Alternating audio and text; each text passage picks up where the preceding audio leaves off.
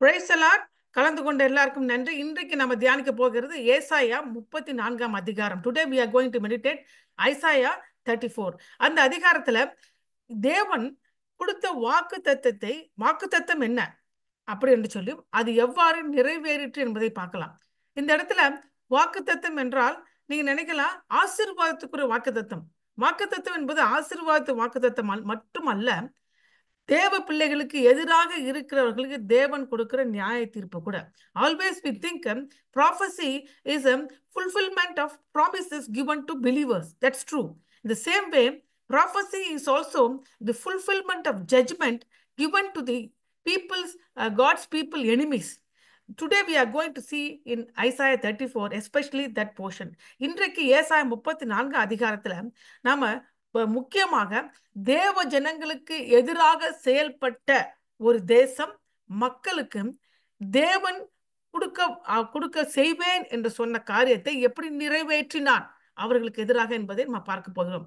அதற்கு தேவன் காண்பிக்கிற தேசம் ஏதோம் என்கிற தேசம். Today we are going to see the prophecy against the nation of Edom. So let us take the book of Isaiah chapter 34, where we are going to see how God fulfilled the prophecies given against the nation Edom. ஏசாயா 34 அதிகாரத்துல தேவன் ஏதோம் தேசத்துக்கு எதிராக சொன்ன நியாய தீர்ப்புகளை எப்படி நிறைவேற்றினார் என்பதை பார்க்க போகிறோம். நான் ஒரு ஸ்கிரீன் ஷேர் பண்றேன், அப்பொழுது உங்களுக்கு அது புரிவது நன்ற காரியங்கள் விளக்கமாக தெரியும். நம்ம ஸ்கிரீன் ஷேர் பண்ணும்போது இங்க நம்ம கொடுக்க தலைப்பு என்னன்னு பார்த்தீங்கன்னா ஏசாயா 34 34 மட்டும் 35 கர்த்தர் வேத தீர்க்க தரிசனத்தை எவ்வாறு நிறைவேற்றுகிறார். How does the Lord fulfill the scriptural prophecy, especially regarding the Edom?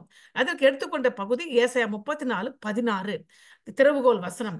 கர்த்தரோட புஸ்தகத்திலே தேடி வாசியுங்கள், அவைகளில் ஒன்றும் குறையாது, அவைகளில் ஒன்றும் ஜோடில்லாதிராது. அவருடைய வாய் இதை சொல்லிற்று, அவருடைய ஆவி அவைகளை சேர்க்கும். நம்ம ஆங்கிலத்தில் பார்க்கும்போது look in the scroll of the Lord and read.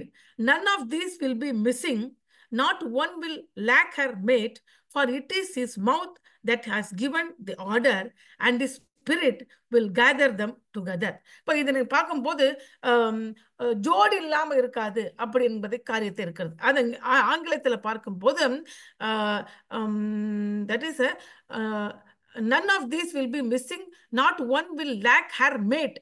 her mate அப்படின்னு போட்டிருக்கு, இங்க ஜோடின்னு போட்டிருக்கு. அப்ப ஜோடி மேட் அப்படிங்கும் போது ஒரு ஆண் பெண்ணை குறிப்பிடுவதாக இருக்கிறது, அவர் இணைவதை குறிப்பிடுவதாக இருக்கிறது. அப்போ நீங்க கேட்கலாம், இது எப்படி தேவனுடைய வாக்குத்தத்தத்துடன் நிறைவேறுதல் என்று சொல்லுங்கன்னு கேட்கலாம்.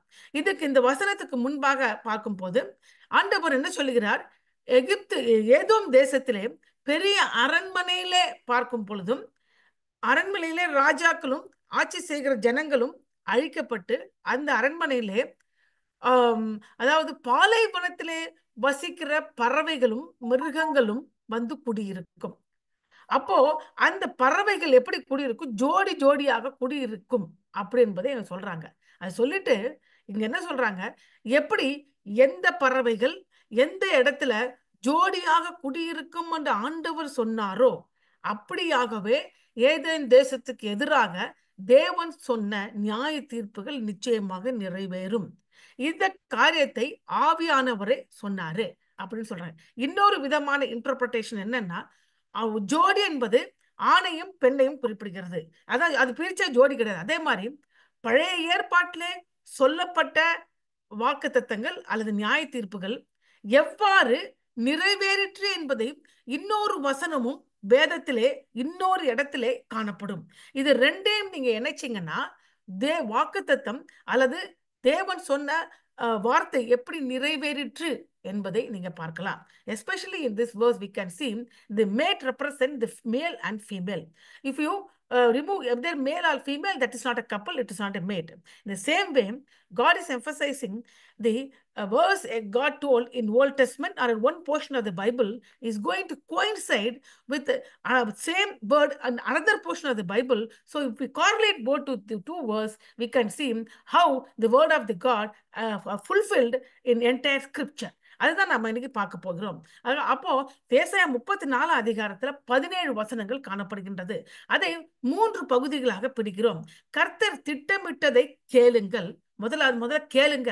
அதுக்கப்புறம் ஏதேமின் அழிவு. ஏதோம் கர்த்தரை மீறுகிற யாவரையும் குறிப்பிடுகிறது. ஏதோம் என்பது ஒரு தேசத்தை குறிப்பிட்டா கூட இறுதியிலே அது யாரை குறிப்பிடுகிறது? தேவனுக்கும் தேவ ஜனங்களுக்கும் எதிராக இருக்கிறவர்களையும் கர்த்தரை மீறுகிறவர்களையும் குறிப்பிடுகிறது. அப்படி என்று ஏசாயா 34 அதுக்கு 5-15 வசனங்கள். 3வது பகுதி, கர்த்தர் தீர்மானித்ததை படியுங்கள். எங்க படிக்கணும்? புஸ்தகத்துல தேடி படியுங்க. ஏன்னா அது நிறைவேறியதை நீங்க பார்க்க முடியும் அப்படி என்று சொல்லி ஏசாயா 34 16 17 இங்கு டாட் விட்ட 16 17 வசனங்கள். ஆங்கிலத்தில் பார்க்கும்போது சாய்ஸ் அதாவது சாய்ஸ் கிடையாது, நமக்கு அதாவது கொடுக்கப்பட்ட தலைப்பு என்ன சொன்ன உங்களுக்கு, கர்த்தர் தன்னுடைய வசனங்கள் எவ்வாறு how God fulfill his prophecies அப்படின்னு பார்த்தோம். அதுக்கு எடுத்துக்கிறது ஏசாயா 34 1 17. Listen to what Lord has planned. Isaiah 34 1-7. Desolation of Edom, that's what the God has planned. Edom represent all who defy the Lord. The people or nation, everything. So this is 5-15. And the third portion, read what the Lord has determined, what Lord has planned, what Lord has determined. And today we are going to see like taking other portion, other verse from the Bible, how God's plan and how God determination has fulfilled. அது மாத்திரமா இன்றைக்கு தேவன் திட்டத்தை முதல்ல கேளுங்க, படியுங்கன்னு சொல்லிட்டு இது எப்படி ஆண்டவர் நிறைவேற்றினா என்று வேதத்துல பல பகுதியில இருக்க வசனத்தை ஒன்றாக திரட்டி ஏதோமுக்கு எதிராக சொல்லப்பட்ட வார்த்தை நிறைவேறியதையும், ஏதோமானது கர்த்தரை மீறுகிற யாவரையும் குறிப்பிடுகிறதுனால கர்த்தரை மீறுகிற ஜனங்கள் மனம் திரும்ப வேண்டும் என்றும், அப்படி மனம் திரும்பாத பட்சத்துல அவர்களுக்கு அதே நியாய தீர்ப்பு கொடுக்கப்படும் என்பதை பார்க்க போகிறோம். Today we are going to see the Edom represent all who defy the Lord. So what is going, God has planned for the people, for the nation of the people, what God planned and what determined will certainly happen to the people who deny the true God. So we should be very careful about it. So அப்போ நம்ம இன்னைக்கு கடந்து போகும் முதலாவது பகுதி பார்க்கும்போது அதுல கர்த்தர் திட்டமிட்டதை கேளுங்கள். ஏசாயா 34 அதிகாரம் 1-4 வசனம். Those people in English, please read from the English Bible. Okay. ஜாதிகளே கேட்கிறதுக்கு கிட்ட சேருங்கள், ஜனங்களே கவனியுங்கள், கிட்ட சேருங்க, கவனிங்க, பூமியும் அதன் நிறைவும் பூச்சக்கரம் அதன் உற்பத்தி யாவும் கேட்க கடவுது. எப்ப ஆண்டவன் என்ன சொல்றாரு, ஒருத்தர் 2 பேர் இல்லை, எல்லாரும் கேட்கணும். ஏனென்றால் நீங்க கேட்கலாம், வேதத்தை விசுவாசிகள் தானே வாசிப்பாங்க. அப்படி உண்மைதான், விசுவாசிகள் வாசிப்பார்கள் இல்லை என்ற. ஆனால் இங்க 34 அதிகாரத்துல கொடுக்கப்பட்டது எல்லாரும் படிக்க வேண்டிய கட்டாயத்துல இருக்கிறாங்க. ஏனென்றால் உலகத்திலே இனி நடக்க போகிற காரியங்கள் இதுல கொடுக்கப்பட்டது அப்படியே சம்பவிக்கும் என்பதை தீர்க்கமாக சொல்றாங்க. சகல ஜாதிகள் மேலே அது வரும், சகல சேனைகள் மேலே அந்த தேவனுடைய கோபம் ஊற்றப்படும். சேனை என்பது வானம், நட்சத்திரம், சூரியன், மற்ற வானத்தில் இருக்கிற அனைத்து அதாவது சேனைகளை குறிப்பிடுகிறது. அவைகள் மேலும் தேவன் நியாய தீர்ப்பு செய்ய போகிறாரு. அவர்களின் கொலை செய்யப்பட்டவர்கள் வெளியே எரிந்து கிடப்பார்கள், அவருடைய பிரேதங்கள் நாற்றம் எடுக்கும், அவர்கள் ரத்தத்தால் மலைகள் கரைந்து போகும். அப்போ ஜனங்கள், உலக ஜனங்கள் எப்படி என்ன செய்ய போகிற ஆண்டவர் இப்படிப்பட்ட ஒரு காரியத்தை செய்ய போறேன்னு சொல்றாங்க. நீங்க இந்த வசனத்தை பார்க்கும் பொழுது அது மட்டும் இல்லாம வானத்தின் சர்வசேனம் கரைந்து வானங்கள் புஸ்தகத்தை போல் சுருட்டப்பட்டு அவைகள் சர்வசேனம் திராட்சை செடியின் இலைகள் உதிர்கள் போலும் அத்தி மரத்தின் காய்கள் உதிர்ந்து விழும், சகல ஜனங்கள் மேலும் விழும். அதனால ஜனங்கள் மரித்து போவார்கள், அவருடைய ரத்தத்தினால மலைகள் கரைந்து போகும். அது மாத்திரமல்ல, சர்வ சேனை ஆகிய வானத்தில் இருக்க அத்தனை சேவைகளும் அத்தி மரத்தில் காய் விழுந்து விழும். இது ஏன், இதுதான் நடக்க போகுது, கேளுங்க அப்படின்னு சொல்லுகிறார். சோ இதை ஏன் கேட்க வேண்டும், இதை எதை குறிப்பிடுகிறது என்று சொல்லி பார்க்கும்போது இது எல்லா நாடுகளுக்கும் வரவழைக்கப்படுகிறது. It is given to all nation. பூமியும் விண்ணும் பாதிக்கப்படுகிறது. both the heaven and the earth is going to be affected. பாவம் பிரபஞ்ச விளைவுகளை கொண்டு வல்லது. இந்த மனுஷன் செய்கிற பாவம் உலக பிரபஞ்சத்திலையும் பெரிய தாக்கத்தை உண்டு பண்ணுகிறது. The sin the human made is going to make a great desolation to the entire universe. அதனால நம்ம என்ன செய்ய வேண்டும்? எச்சரிக்கையா இருக்க வேண்டும். தேவனை புறக்கணிப்பது மனித எல்லைக்கு அப்பாற்பட்ட அழிவுக்கு வழிவகுக்கிறது. அதனால what lesson we learned is that if you defy God, this will lead to the desolation of the entire universe. நான் அதாவது ஒரு தனிப்பட்ட மனுஷன் உண்மையுள்ள தேவனை புறக்கணிப்பது அது அப்பாற்பட்ட உலகத்தில் அப்பாற்பட்ட அழிவுக்கும் கொஞ்சம் கொஞ்சமாக வழிவகுக்கிறது என்பதுதான் சத்தியமானது. ஒரு தனிப்பட்ட மனுஷன் அப்படி பண்ண முடியும் நீங்க நினைக்கலாம். ஒரு தனிப்பட்ட மனுஷன் செய்யும் பொழுது அவன் குடும்பம் செய்கிறது. அந்த குடும்பத்தின் தாக்கம் உலகத்தில் ஏற்படுகிறது. அப்படியாக உலகம் முழுதும் யூனிவர்ஸை குறிப்பிடுகிறது. ஒரு தனிப்பட்ட மனுஷனுடைய மனம் திரும்புதல் எவ்வளவு முக்கியம் என்பதை இது குறிப்பிடுகிறது. அப்போ இங்க கொடுக்கப்பட்ட காரியங்கள் தேசத்தின் நியாய தீர்ப்பு, பிரபஞ்சத்தின் வீழ்ச்சி, வானம் சுருட்டப்படுதல், இவை எல்லாமே இப்ப நம்ம வேதத்துல பார்க்கும் பொழுது எதோடு இணைக்கப்படுகிறது சொல்லி பார்க்கும்போது கர்த்தருடைய இரண்டாம் வருகையின் போது உலகத்துல என்ன நடக்கும் என்பதை வெளிப்படுத்தல் விசேஷம் 19 அதிகாரம் 15 வசனத்திலையும் மத்திய 25 அதிகாரம் 33 36 வசனத்திலையும் பேசப்படுகிறது. During the second coming of Jesus Christ, how the nations are going to be judged, that is revealed in Revelation chapter 19:15, in Matthew chapter 25:31 to 46, which gives the information about the second coming of Jesus, what happened to the nation. இரண்டாவது பிரபஞ்சத்தின் வீழ்ச்சி அப்படின்னு சொல்லி பார்க்கும்போது அதாவது the desolation of the entire heavenly things also is going to happen. அது எங்க கொடுக்கப்பட்டது? மத்திய 24:29 வெளிப்படுத்தல் 6 அதிகாரத்தில் கொடுக்கப்படுது. வானம் சுருட்டப்படுகிறது. the sky is going to be rolled away. இது மூணுமே எதை குறிப்பிடுது? கர்த்தரோட வருகையை குறிப்பிடுகிறது.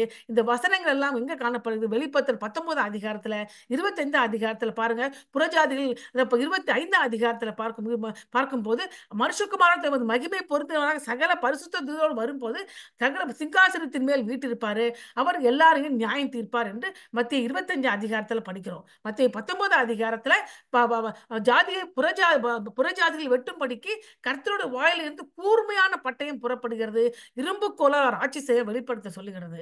அதே மாதிரி 24 அதிகாரத்தில் இயேசு கிறிஸ்து சொல்றாரு மலை, அதாவது ஒலிவை மலை பிரசங்கத்துல, அந்நாளில் நான் வரப்போகிற அந்த நாளிலே உலக உபத்திரம் முடிவடையும், சூரியன் அந்தகாரப்படும், சந்திரன் ஒளியை கூடாது இருக்கும், நட்சத்திரங்கள் வானத்தில் சத்துவங்கள் அசைக்கப்படும். அப்பொழுது மனுஷகுமாரன் வருவா, அடையாளம் வானத்தில் காணப்படும். அப்பொழுது மனுஷகுமாரன் வல்லமையோடு மிகுந்த மகிமையோடு வானத்தின் வேகத்தின் வருவதை பூமியில சகல ஜனத்தாலும் கண்டு புலம்புவார்கள். இது பகிரங்க வருகை. ரகசிய வருகையில் புலம்ப மாட்டோம். கிறிஸ்துவுக்குள் இருக்கிறாங்க, ரகசியமாக எடுத்துக்கொள்ளப்படுவார்கள். அப்போ பகிரங்க வருகையிலே எல்லாரும் புலம்புவார்கள். ஏனென்றால் அங்க யார் இருக்க போறாங்க? பகிரங்க வருகையில முக்காவாசி ஜனங்க, 95% ஜனங்க தேவனை நிராகரிக்கப்பட்ட தேசங்கள் மட்டும்தான் இருக்கும். மிச்ச பேரு உபத்திரவ காலத்துல இயேசுவை ஏற்றுக்கொண்டவர்கள் இரத்த சாட்சியாக முக்காவாசி பேர் மரிச்சு போயிடுவாங்க. ஏன்னா அவங்களால வாழ முடியாது அந்த தருணத்துல.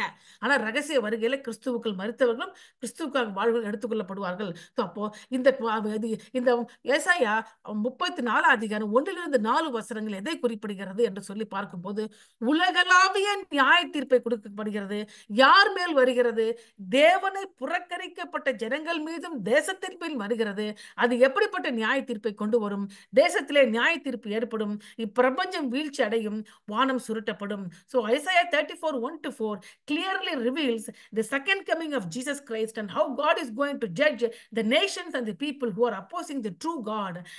அதை நம்ம இங்க வசனத்திலையும் பார்த்தோம், ரெவலேஷன் புஸ்தகத்திலும் மத்தேயு புஸ்தகத்திலும் எடுத்து பார்த்தோம். வானம் சுருட்டப்பட்டது என்று சொல்லி பார்க்கும்போது 2 பேதுரு 3:10 2 Peter 3:10 says, கர்த்தரோட நாள் இரவிலே திருடன் வருகிறது மாதிரி வரும். அப்பொழுது வானங்கள் மடமட என்று அகன்று போகும், பூதரங்கள் வெந்து உருகி போகும், பூமி அதுல கிரைகளும் எரிந்து அழிந்து போகும். அப்போ இப்படி இருக்கும் பொழுது விசுவாசிகள் நாம என்ன பத்தி, the situation is like this, so how the believer has to live in this world அப்படி போக 3 காரியத்தை அவங்க செய்ய வேண்டும். ஒன்று, விழிப்புடன் இருக்க வேண்டும். Always we should be alert. எப்போது விழிப்புடன் இருக்க வேண்டும். அதே மார்க் 13 மார்க் 13:33 மார்க் 13:33 சொல்லுகிறார், அக்காலத்தில் நீங்கள் அறியாதபடி எச்சரிக்கையா இருங்கள், விழித்திருந்து ஜெபம் பண்ணுங்கள். இரண்டாவது, நித்திய கண்ணோட்டத்தோடு வாழுங்கள். You have to live having the eternal perspective. அதாவது நித்திய கண்ணோட்டம் என்பது இந்த உலகத்தின் கண்ணோட்டம் இல்லை. You have the perspective of the eternity. You have to live according to the perspective of eternity. அது 2 பேதுரு 3 அதிகாரத்தில் பையன் 2 Peter 3:12-14. அதுக்கப்புறம் சுவிசேஷத்தை தைரியமாக அறிவிக்க வேண்டும். You have to boldly preach the gospel. So விசுவாசிகள் எப்படி இந்த பயங்கரமான உலகம் இப்படிதான் நடக்க போகுது, இந்த உலகத்துல 3 காரியத்தை செய்ய வேண்டும். விழிப்புடன் இருக்க வேண்டும். எப்படி ஜெபத்துல நித்திய கண்ணோட்டத்தோடு நம்ம அன்றாட வாழ்க்கையில இந்த உலகம் அழிவுக்கு நியமிக்கப்பட்டிருக்கு. அதனால நம்முடைய கண்ணோட்டம் இந்த உலகத்துல இருக்கக்கூடாது. நம்முடைய கண்ணோட்டம் பரலோகத்தை நோக்கி இருக்க வேண்டும். 3வது சுவிசேஷத்தை தைரியமாக பிரசங்கிக்க வேண்டும். இந்த 3 காரியத்தை யார் செய்யணும்? விசுவாசிகள் நாம் ஏன் செய்ய வேண்டும்? ஏனென்றால் தேவோட நாள் சீக்கிரமாக வருகிறபடியால் ஆவலோடு காத்திருங்கள். அந்த நாளில் வானங்கள் வெந்து அழிந்து பூதரங்கள் வெறிந்து உருகி போகும். 2 பேதுரு I am teaching from 2 Peter 3:12-14. அவருடைய வாக்குத்தத்தத்தின் படியே நீதியின் வாசமாயிருக்கு புதிய வானங்களும் புதிய பூமியும் உண்டாயிருக்கும் என்று காத்திருக்கிறோம். ஆகையால் பிரியமானவர்களே, இவைகள் வர காத்திருக்கிற நீங்கள் கரையற்றவர்களும் பிழையற்றவர்களும் சமாதானத்தோடும் அவர் சந்நிதியில் காணப்படும்படி ஜாக்கிரதையா இருங்கள். அப்ப என்ன செய்ய வேண்டும்? 3 காரியத்தை செய்ய வேண்டும். அந்த 3 காரியத்தை நம்ம அனுதினமும் செஞ்சுக்கிட்டே வந்தோம்னா நிச்சயமாக கரைத்திரை அற்றவர்களாக அவர் எதிராக காணப்படுவோம். அடுத்த பகுதி முதல் போர்ஷன் முடிச்சிட்டோம். அதுல நம்ம என்ன படிச்சோம்? தேவன் சொல்றத எல்லாரும் வந்து கேளுங்கப்பா அப்படின்னு சொல்லிட்டாரு. விசுவாசிகளுக்கும் சொல்றாரு, அவிசுவாசிகளுக்கும் சொல்றாரு. அப்போ அடுத்தது ஏதோமின் பாழ்கழிப்பு. The second is the desolation of Edom, because Edom represent all the people who defy the God. Edom எதை பிரதிபலிக்கிறது?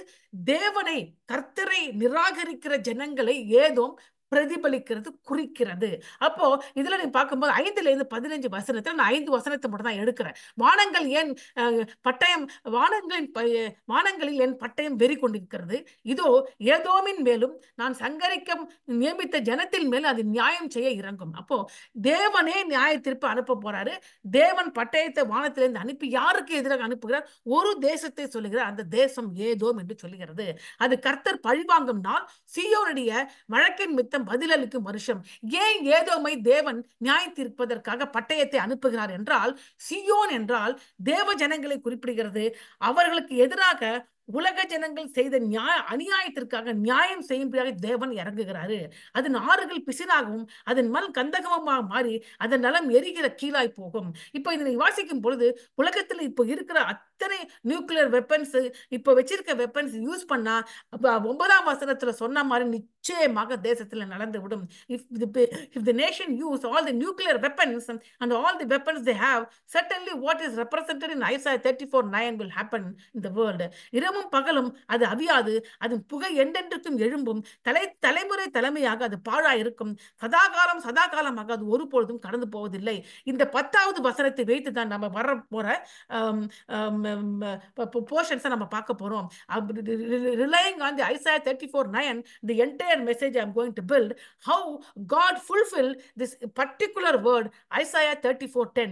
ஏசாயா 34 அதிகாரம் 10ஆம் வசனத்தை வேதத்தில் ஆண்டவர் எப்படி நிறைவேற்றினார் என்பதை பார்க்க போகிறோம். ஒரு ஜோடி என்பது ஆணும் பெண்ணும் சேர்ந்ததுதான் ஜோடி. அது பிரிச்சிட்டுனா ஜோடி கிடையாது. அதே போல இந்த வசனத்திலே குறிக்கப்பட்ட இந்த காரியம் வேதத்திலே இன்னொரு இடத்திலே சம்பவித்த காரியத்தோடு இணைத்து அது எப்படி நிறைவேறியது என்பதை நாம இப்ப பார்க்க போகிறோம். அதை இப்ப ஏதோம் என்றால் என்ன? அப்போ வாட் இஸ் ஈடோம் அப்படின்னு சொல்லி, ஏதோம் கடவுளை மீறுகிற எல்லாரையும் ஏதோம் குறிக்கிறது. whoever defy gods, they represent Edom. நியாய தீர்ப்பின் நனைந்த கடவுளுடைய வாளை காணப்படுகிறோம். to give the judgment, God himself sending the wall. ஆண்டவர் நியாய தீர்ப்பை அனுப்புவதற்கு அவரே தன்னுடைய பட்டயத்தை அனுப்புகிறாரு. நகரங்கள், ஆட்சியாளர்கள் மறைந்தனர்.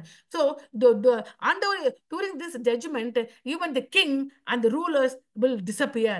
பாலைவன உயிரினங்கள் மட்டுமே எஞ்சி உள்ளது. அதாவது பாலைவனத்தில் சில அதாவது பூமியிலேயே கடல்ல பிராணிகள் இருக்கும். சாதாரணமா குடியிருக்கிற தேசத்துல சில பிராணிகள் இருக்கும், அல்ல காட்டு மிருகங்களும் இருக்கும் இல்லையா? ஆனா இந்த மிருகங்கள் எல்லாம் அழிக்கப்பட்டு வனாந்தரத்துல மட்டும் சில மிருகம் இருக்கு இல்லையா, அது மட்டும் தான் மிஞ்சும். மிச்சம் எல்லாமே அழிக்கப்பட்டு போய்விடும். all the living beings in the wilderness, not in the sea, and also in the land, and also in the forest are completely destroyed. Only the birds and animals in the desert are going to be remaining creatures, all other things are going to be destroyed. அதுதான் இங்க ஏதோமிலே நடக்க போகிறது. இப்போ ஏதோம் எதை குறிப்பிடுகிறது? தேவ ஜனங்களை எதிர்க்கிற முழு தேசத்தையும் குறிப்பிடுகிறது. ஸோ இப்போ நல்ல ஞாபகம் வச்சுங்க, ஏதோம் என்பது எதை குறிப்பிடுகிறது? முழு உலக தேசங்கள் யாரெல்லாம் தேவ பிள்ளைகளுக்கு அநியாயம் செய்துகிட்டே இப்ப கூட அநியாயம் செய்துக்கிட்டு தான் இருக்காங்க. அநேக தேவ பிள்ளைகள் கிறிஸ்துவுக்குள்ளாக மறிச்சிட்டு இருக்கிறாங்க. காங்கோ தேசத்துல 30க்கு 60 பேருக்கு மேல கரெக்டா சர்ச்சுக்குள்ள கொண்டு போய் தலையை வெட்டுறான். குழந்தைங்க, பிள்ளைங்க, சகோதரிகள் யாருன்னு கிடையாது, சர்ச்சுக்குள்ள கொண்டு போய் வேற எங்கேயோ இருக்காங்க வீட்டுல, அங்கெல்லாம் இழுத்துட்டு போய் சர்ச்சுக்குள்ள போய் கொள்றான். எவ்வளவு ஒரு வெறி! அந்த வெறிக்கெல்லாம் ஆண்டவர் நியாய தீர்ப்பு செய்கிற நாட்கள் வெகு வெகு வெகு தூரத்துல இல்ல, சமீபமா இருக்கிறது. அதை எதை அடையாளப்படுத்தி நம்ம பார்க்க போகிறோம்? ஏதோம் தோஷத்தை அடையாளப்படுத்தி பார்க்க போறோம். We are going to symbolize Edom, how God is going to made a judgment against Edom. The same judgment God is going to pour against the people who are working against the God children, who are martyring, killing the small children, the ladies, in the name of Christ. This will certainly happen. How it is going to happen? As it is happened to the nation of Edom, it will certainly happen to the people who defile the Lord God Jesus Christ. எப்படி ஏதோமுக்கு எதிராக சொல்லப்பட்ட நியாய தீர்ப்பு ஒரு வார்த்தை கூட மிஞ்சாமல் எப்படி நடந்து முடிந்ததை தற்போது நடந்து முடிஞ்சிருச்சு. நான் பிரசங்கிக்கிற இந்த நேரத்துல ஏசாயா புஸ்தகம் 34 அதிகாரத்துல தான் அது தொடங்கினது. அதுல தான் ஏதோமுக்கு எப்படி நியாய தீர்ப்பு வரும் என்பதை ஏசாயாக்குத்தான் முதலாக வெளிப்படுத்தினார். அதுக்கப்புறம் ஒபதியாவுக்கு வெளிப்படுத்துகிறார், மல்கியாவுக்கு வெளிப்படுத்துகிறார். அது அப்படியாக நீ கடந்து காணப்படும் பொழுது புதிய ஏற்பாட்டிலே வெளிப்படுத்தல் விசேஷம் வரை அது கடந்து போவதாக இருக்கிறது. நிறைய காரியங்கள் எல்லாமே எப்படி நிறைவேறிட்டு என்று பார்க்க முடிகிறது. அப்போ ஏசாயா 5 அதிகாரம் 5லிருந்து 15 வசனத்துல பரலோக எதை குறிப்பிடுகிறது என்று சொல்லி எல்லா வசனத்தையும் நம்ம வாசிக்க முடியாது. அதனால அந்த வசனத்துல என்ன சொல்லப்படுங்க பாடுகிறேன். பரலோக நியாய தீர்ப்பு தொடங்குகிறது. அழிவுக்கு அர்ப்பணிக்கப்பட்ட ஏதோம் தேசம் அழிவை நோக்கி செல்லுகிறது. போஸ்ராவில் ஒரு அடையாளபூர்வமா பலியாக, போஸ்ரா என்பது ஏதோம் தேசத்தின் தலைநகரமாக இருக்கு, அது ஒரு பலியாக பலியிடப்படுகிறது. மொத்த ஜனங்களும் படுகொலை செய்யப்படுறாங்க, யாரும் தப்ப மாட்டாங்க. பழுவாங்க தினம் அறிவிக்கப்படுகிறது. அது மாத்திரமல்ல, நிலம் எரியும், நிலக்கீழாக மாறுகிறது, நித்திய பாழ்கழிப்பு ஏற்படுகிறது. ஆட்சியாளர்கள் யாருமே இல்லை, எல்லாரும் செத்து போயிட்டாங்க. அசுத்த மிருகங்கள் வந்து அங்க வசிக்க ஆரம்பிக்கிற தேவனுடைய வார்த்தை அதற்கு உத்தரவாதம் அளிக்க, நிச்சயமாக இது நடக்கும் என்று தேவனுடைய வார்த்தை சொல்றது. நடந்தே தீரும்பா, இது நடந்தே தீரும் என்று சொல்லி இந்த வசனத்தை முடிக்கிறாங்க. இது 2வது போர்ஷன் முடிக்கிறாங்க. அப்போ நாம கடந்து போறது ஏதோமின் வரலாற்றை பார்க்காம இது எப்படி நிறைவேறிச்சு என்று பார்க்க முடியாது. Let us see the history of Edom, how it is fulfilled. You all know that Edom is nothing but Yisu. கடவுளை வெறுக்கும் எல்லா நாடுகளின் குறிக்கிறது. ஏதோம் எதை குறிப்பிடுகிறது? What does Edom represent? Edom represent those nations who defy the people of God and also the true God. பெருமை அடிப்பவர்கள், வன்முறையாளர்கள், தன் வழியை எதிர்ப்போரையும் தேவன் வீழ்த்துகிறார். நியாய தீர்ப்பு நீதியாக இருக்கிறது. ஒபதியா 1 அதிகாரம் ஒபதியா 1:10 and 15 பாருங்க. நீ உன் சகோதரனையா யாக்கோபுக்கு செய்த கொடுமையின் வெட்கத்தை உன்னை மூடும், நீ முற்றிலும் சங்கடிக்கப்படுவாய், நீ செய்தபடியே உனக்கு செய்யப்படும், உன் செய்கைகளின் பலன் உன் தலை மேல் திரும்பும். அப்போ ஏதோம் தேசத்துக்கு எதிராக யாரெல்லாம் நியாய தீர்ப்பு சொன்னாங்க நல்லா புரிஞ்சுங்க. முதலாவது ஏசாயா 34 அதிகாரம், ஒபதியால ஒரே ஒரு போர்ஷன், மல்கியால 3வது அதிகாரம். இந்த 3 இடத்திலையுமே ஏதோம் தேசத்துக்கு எதிராக நியாய தீர்ப்பு கொடுக்கப்பட்டிருக்கிறது. இப்படி இந்த தேசத்துக்கு நடக்கும் என்று, அது எப்படி நடந்துச்சு என்பதை நம்ம பார்க்க போறோம். The prophecy, the judgment against Edom is given in Isaiah 34, in Obadiah only 1 chapter, in Malkiah chapter 3. Today we are going to see to those verses and how it has fulfilled and how God completely fulfilled his verse against Edom. In same way God is going to fulfill against those people who are working against the God's people. தேவ ஜனங்களுக்கு எதிராக கிரியை செய்கிற ஜனங்களுக்கு எதிராக தேவன் எப்படிப்பட்ட நியாய தீர்ப்பை கொடுக்க போகிறார் என்பதை ஏதோம் தேசத்துக்கு கொடுக்கப்பட்ட நியாய தீர்ப்பின் மூலமாகவே இது நம்ம விளங்கி படிக்க போகிறோம். அப்போ ஏதோம் என்பது ஏசா ஏசா என்பவன் ஏதோம் என்று அழைக்கப்படுகிறான். நமக்கு தெரியும் யாக்கோபுக்கு என்ன பண்றான், ஈசாக்கு ரெபேக்கால் தம்பதிகளுக்கு இரட்டை பிள்ளைகள் பிறக்கிறாங்க. ஒருத்தனுக்கு ஏசா, இன்னொருத்தன் யாக்கோபு. ரெண்டு பேரும் கேட்டு ரெட்டை பிள்ளையா இருக்காங்க. வெளியில வரும்போது ஏசா ஃபர்ஸ்ட் வருகிறாரு, அதுக்கப்புறம் யாக்கோபு. ஏசா முதல் மகன், யாக்கோபு இரண்டாவது என்று எடுத்துக்கொள்கிறார்கள். அப்போ ஏசா யாக்கோபை நோக்கி அங்க ரெண்டு பேரும் என்ன பண்றாங்க, பெரியவனா ஆகும் போது யாக்கோபு கிட்ட ஏசாவன் சேர ரொம்ப பசியா இருக்கேன், எனக்கு கொஞ்சம் கூழ கூடு, நான் செத்து போயிடுவேங்கிறான். அப்போ யாக்கோபு சொல்றான், என் சேஷ்ட புத்திர பாகத்தை எனக்கு விற்று போடு. சேஷ்ட புத்திர பாகம் என்று அந்த காலத்துல முதலாவது பிறந்த மகனுக்கு அப்பா செத்த பிறகு அவன்தான் குடும்பத்தின் தலைவனாக மாற வேண்டும். அப்பா செத்த பிறகு இருக்கிற சொத்துக்கள்ல ரெண்டு மடங்கான சொத்து அவனுக்கு கொடுக்கப்பட வேண்டும். அதுதான் சேஷ்ட புத்திர பாகம். அதை ஏசா கிட்ட இருந்து யாக்கோபு பெற்றுக்கொள்கிறான். அங்கதான் அந்த நம்ம என்ன சொல்றாங்க, ஆதியாகமம் ஜெனிசிஸ் 25:30 பார்க்கும்போது ஏசா யாக்கோபை நோக்கி, அந்த சிவப்பான கூழிலை நான் சாப்பிட கொஞ்சம் இளைத்திருக்கிறேன் என்றான். அதனால அவனுக்கு ஏதோம் என்கிற பெயர் உண்டாயிற்று. அப்ப ஏசா என்றால் யாரு? ஏதோம். ஏதோம் என்று யாரை குறிப்பிடுகிறது? ஏசாவுடைய வம்சத்தை குறிக்கிறது. whenever we say Edom, it represents Esau's generation, and Edom also represents the place where Esau's generation lived. எங்கெல்லாம் நாங்கள் ஈடோம் என்று ஏதோம் என்று அழைக்கிறோமோ அந்த ஏசாவை குறிப்பிடுகிறது. ஏதோம் என்பது ஏசாவின் சந்ததிகள் வாழ்ந்த இடத்தையும் குறிப்பிடுகிறது. ஒரு தனிப்பட்ட மனுஷனை குறிக்கிறது, அவர் வாழ்ந்த இடத்தையும் அது குறிப்பிடுகிறது. அப்போ ஏசா எப்படி ஆசீர்வதிக்கப்பட்டார்? ஏசா ஆசீர்வதிக்கப்பட்டார். நம்ம தெரிஞ்ச பிரகாரமாக யாக்கோபு தனது ரெபேக்காலும் சேர்ந்து அவங்க ஈசாவுடைய கண்கள் சரியா தெரியாதனால அவனை ஏமாற்றி கண்ணு தெரியாம இருக்கிறதுனால இவன் தான் ஏசா என்று சொல்லி அவங்க அப்பாவோட ஆசீர்வாதத்தையும் புடுங்கி இவன் வாங்கிக்கிட்டு அப்படியாக ஓடி போகிறான். மாமா வீட்டுக்கு பயந்துட்டு 20 வருஷத்துக்கு அப்புறம் தான் திரும்பி வருகிறான். அந்த கதையெல்லாம் ஆதியாகமத்துல காணப்படுகிறது. அவன் கடந்து போயிட்டான். எங்க போயிட்டான்? அவங்க மாமா வீட்டுக்கு போயிட்டான். Jacob ran away to Haram, to the uncle's house, to escape from the Esau. But Esau got married and he married 3 women. ஆனா ஏசா பார்க்கும்போது யாக்கோபு ஓடி போறதுக்கு முன்பாகவே 2 பேரை கல்யாணம் பண்ணிட்டான், கானானியர்கள் ஸ்திரீகள். அதனால அவங்க அப்பா அம்மாவுக்கு பிடிக்கல. அதனால இஸ்மவேல் குடும்பத்துல போய் ஒரு பெண்ணை கல்யாணம் பண்ணிட்டான். அப்போ ஏசாவுக்கு 3 மனைவிகள் இருக்கிறாங்க. ஆனா இங்க நீ பார்க்கும்போது ஒரு அற்புதத்தை ஆச்சரியமா ஒண்ணு பாப்பீங்க. ஏசாவும் அவருடைய சந்ததியும் பயங்கரமா ஆசீர்வதிக்கப்படுறாங்க. எப்படின்னு சொல்லி பார்க்கும்போது இந்த யாக்கோபுடைய சந்ததிகள் எங்க போயிட்டாங்க? 20 வருஷம் மாமா வீட்டுல இருக்கான், திரும்பி வரான். திரும்பி வந்தபடி திருப்பி கொஞ்சம் கொஞ்சமா வளர்ந்து எங்க போயிடுறாங்க? யோசேப்பு எகிப்துக்கு கொண்டு போயிடுறான். எகிப்துல 400 வருஷம் இருந்துட்டு திரும்பி வர்றாங்க. வரும்போது 40 வருஷம் வனாந்தரம். இப்படி எல்லாம் வந்து பார்க்கும்போது அவங்க ஒரு இடமே அங்க இல்ல. ஒரு யாக்கோபின் சந்ததிக்கு, இஸ்ரவேல் தேசத்துக்கு, இஸ்ரவேல் மக்களுக்கு இஸ்ரவேல்ங்கிற ஒரு தேசமே இல்லாம நாடோடிகளாக அலைகிறாங்க. யாரு? யாக்கோபுடைய சந்ததி. அதுக்கு நடுவுல ஏசா ஒரு பெரிய இடத்தையே கேப்சர் பண்ணிட்டாங்க. 8 பிரபுக்கள் வந்துட்டாங்க. 8 ராஜாக்கள் ஆட்சி செய்யறாங்க. ஒரு பெரிய தேசம் அவங்களுக்கு வந்துருச்சு. அப்ப நீ யோசிச்சு பாருங்க, எப்படிப்பட்ட வாக்கு தத்துவத்தை ஆண்டவர் கொடுத்து நிறைவேற்றுகிறார். உலக ஆசீர்வாதத்தின் படியாக ஏசா சந்ததி யாக்கோபுடைய சந்ததியை விட மிக பெருசா வளர்ந்துருச்சு. மிக பெரிய இடத்துல சந்தோஷமா இருக்கிறாங்க. எப்போ அவங்க ஒரு தேசம், ஒரு பிட்டு தேசம் கூட வாங்கல. இன்னும் கஷ்டப்பட்டு நசிஞ்சி எகிப்துல 400 வருஷம், வனாந்தரத்துல 40 வருஷம் இப்படி கஷ்டப்பட்டு இருக்கும்போது அவங்க பெரிய ஆள் ஆயிட்டாங்க. இஸ்ரவேல் ஒரு ராஜா இருப்பதற்கு முன்பே ஏதோமில் ஆட்சி செய்ய 8 ராஜாக்கள் பட்டியலை ஆதியாகமம் 36 காணப்படுகிறது. Genesis 36 we can see Edom has 8 kings. They have a big nation. ஏசா உடன்படிக்கையின் ஆசீர்வாதத்தை இழந்தாலும் அவர் சந்ததி ஆரம்பத்தில் ஒரு சக்தி வாய்ந்த தேசத்தை கட்டி எழுப்பினார். Even Esau lost his covenant blessing in beginning his life. He built a great nation which was ruled by 8 kings. எவ்வளவு ஆச்சரியமா இருக்கு பாருங்க. சோ ஏசாவின் வம்சம் பலமுடைய தேவனை அனுமதித்தார். ஏனென்றால் மனிதர்கள் தோல்வியுற்றலாம், ஆனால் பாவம் செய்தால் கூட தேவன் தம்முடைய வாக்குத்தத்தத்தை நிறைவேற்றுகிறார். யோசிச்சு பாருங்க, நம்ம ஏதோமுக்கு ஆண்டவர் அழிவை கொடுத்தாரு சொல்றோம். ஏதோமுக்கு உடனடியாக அழிவை கொடுக்கவில்லை.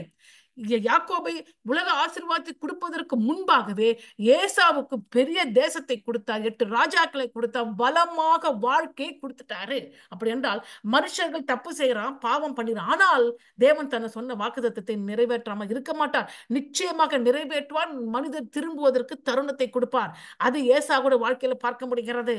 அடுத்தது மோதல் எப்ப ஆரம்பிக்குது? when the conflict start between the Jacob the generation and Esau's generation. யாக்கோபின் யாக்கோபின் சந்ததிக்கும் ஏசாவின் சந்ததிக்கும் எப்பொழுது பிரச்சனை தொடங்கியது? ஆரம்ப கால மோதல் ஏற்பட்டது எப்பொழுது? நான் சொல்லிட்டேன். இவங்க 400 வருஷம் எகிப்து, 40 வருஷத்துல அப்படியே வனாந்தரத்துல வந்துகிட்டு இருக்கிறாங்க.